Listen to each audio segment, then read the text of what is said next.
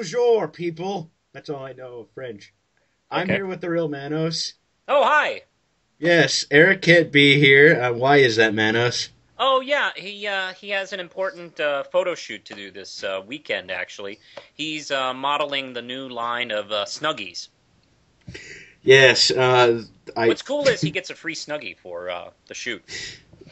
The sad part is he just realized they're just backwards robes. So he as soon as if he hasn't realized it yet, he'll probably realize it and be disappointed.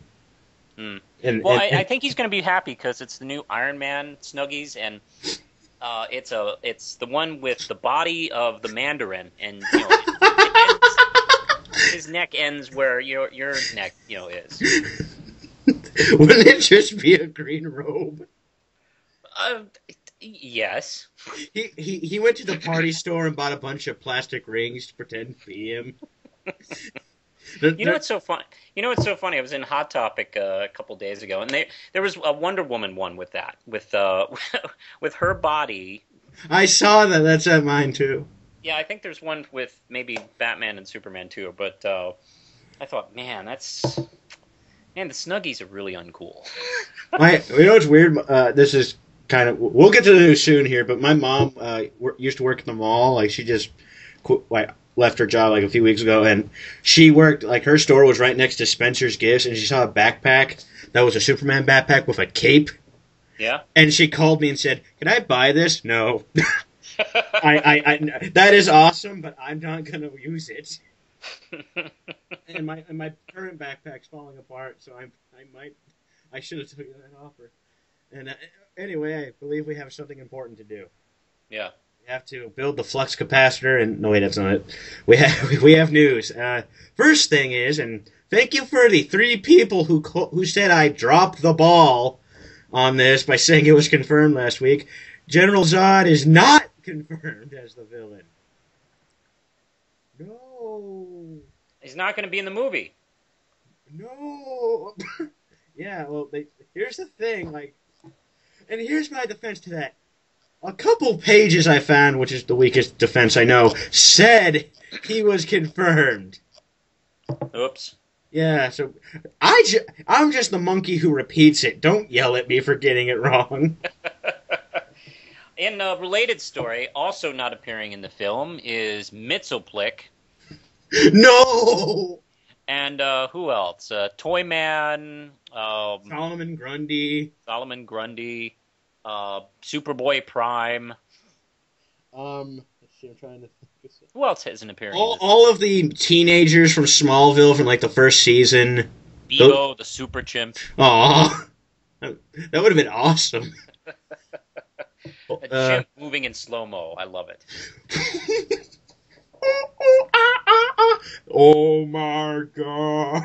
Is that feces? Oh no.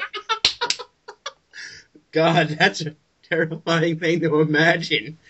Species crap in slow motion. So That's when Zack Snyder remakes Every Which Way But Loose. God. Okay. So and there's another thing that's connected to this. You read the next one that comes after this. Okay. It's pretty straightforward. Just read it. Oh, me. Okay. Yeah. Excuse me. Let me get my reading voice in here. Zack Snyder on Superman. Film won't follow any particular comic storyline. While speaking to French movie site filmsectidou.com, the recently announced director of the upcoming Superman reboot spoke about the direction his film may take. Since the Snyder was announced as the man who would helm the latest Superman film, the net has been abuzz with speculation of what the story would be. Rumors of Zod, I'm sure. Which apparently aren't true, according to some Nebraskan who said it. So, haha. His quote is, "I've already explained the film will focus on the early days of Superman, so there'll be no links to the other films. While this is not a remake, then, similarity, although I can still talk about the script, although I cannot talk about the script, I can assure you that this new Superman will not be based on any particular comic book in general. That means he has a challenge now. He has to actually do something. Well, you know what?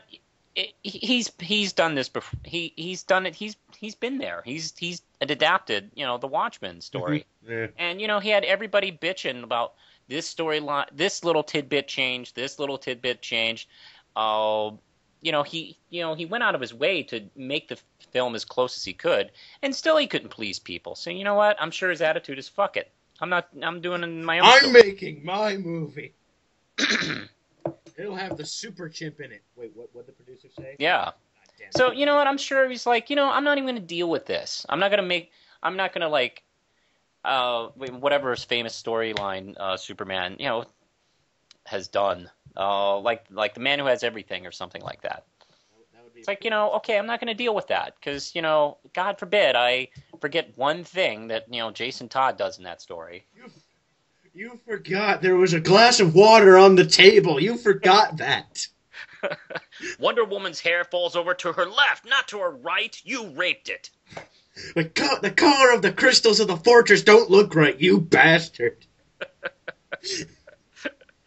So you know what? All the power to him. Do whatever story you want, man. Yeah, yes. Next one. One moment here. My computer. Don't crap on me now. I hate the headline for this article, by the way. Yeah. The Lizard looks set for Spider-Man 4. Yeah. And I'm pretty sure there are comments on this saying they probably got yelled at by people for that. But yes. Random name I'm not going to try and pronounce. We'll play Dr. Kurt Connor. I can't say his name. His name is Rhys Ifans. Rhys Ifans? Is he German? That sounds like a German name. Ifans, that sounds like a website is playing the Ifans. This episode of Comic News was brought to you by Ifans. Yeah, he's going to play, let's see, Connor. And Eric gave me a note before he went to get his Snuggie. One moment here, let me bring it up. Let's see, he wanted me to make sure that they didn't say he was going to, become the Lizard. They just said he was going to be in it, but they say he's a villain, so... Yeah. He'll probably, and his son's also cast a movie. He'll probably become Are they going to be two villains in this? Like it always seems to be. I don't know. I don't know. I know nothing. I know nothing. I could see the Lizard being a good villain for this story they're putting together because he could be sort of a metaphor for what's going on with Peter Parker. Like maybe he's trying to figure out who he is, and this genetic mutation may be affecting his life, and then he sees his teacher, whose genetic mutation is completely destroying his. Yeah, I don't know. That would just be my assumption. Yeah, and also since the third one, and I even know people who wanted to see him in the third movie. They wanted him to be in Spider-Man 4, like a lot of fans did. So yeah, I know. So I want to see him as giant, awesome lizard monster. I don't know how that'll look. It's going to be in 3D, which of course I'm not going to pay for. And yeah, I'll be skipping the 3D. I'm like, it's coming right at us. That's the last time I went to a 3D movie. I did not get kicked out for it, but I've been threatened. I just saw the commercials for the new Saw film that's in 3D. Have you seen the ads? It's like, it's coming toward you, and like the Saw guy reaches into the audience and picks up a guy. Yeah, that is the lamest thing I've ever seen. That makes the movie look uncool. It's like a Universal tour or something.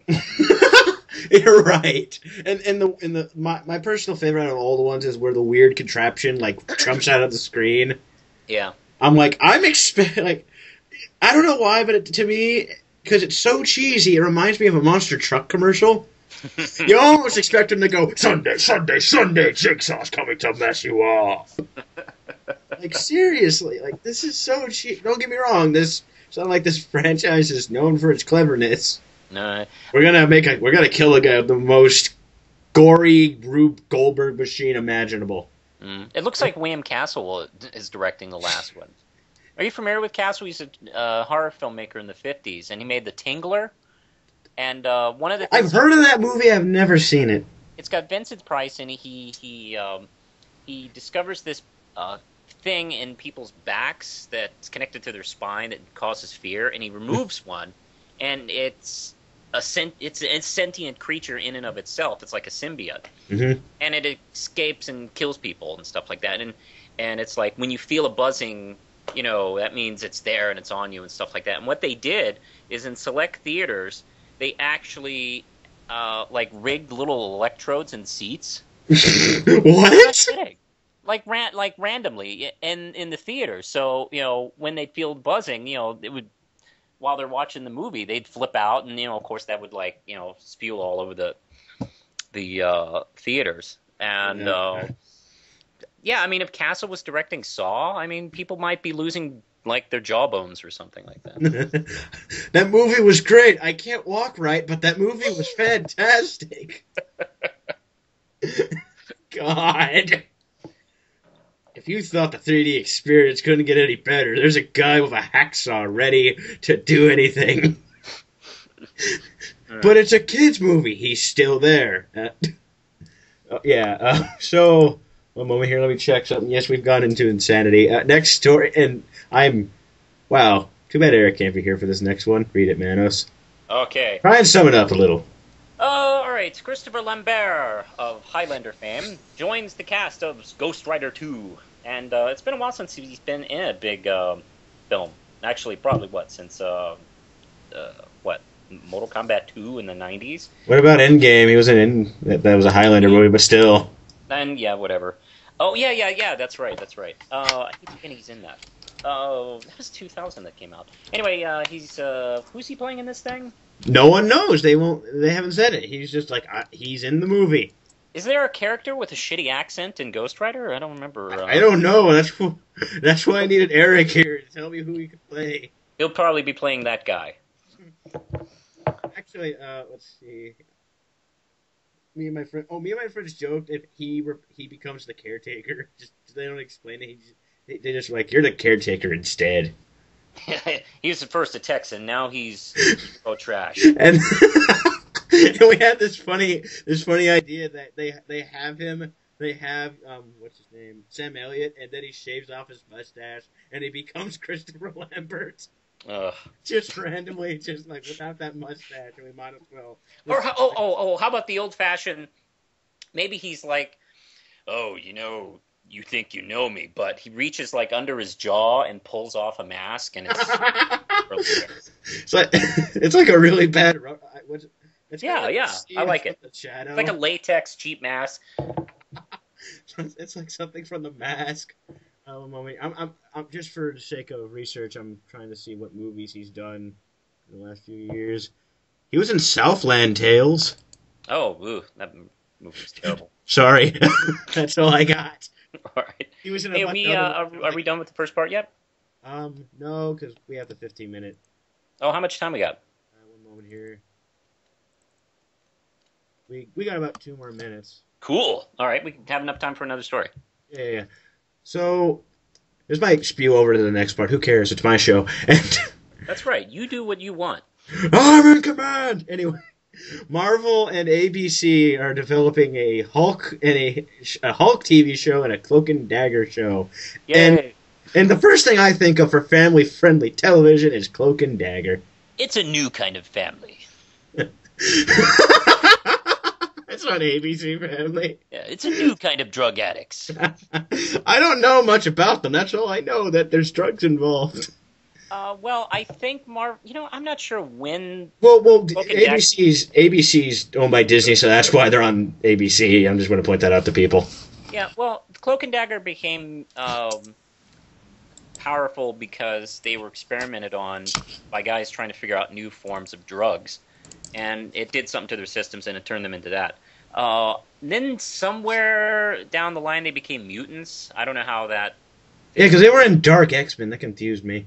Yeah, I think it's because maybe the explanation is they survived, and because they were mutants, and those drugs kind of tweaked on those powers or whatever. That's just my assumption. You know what? We have like 30 seconds left, so I'll just switch over to the next part.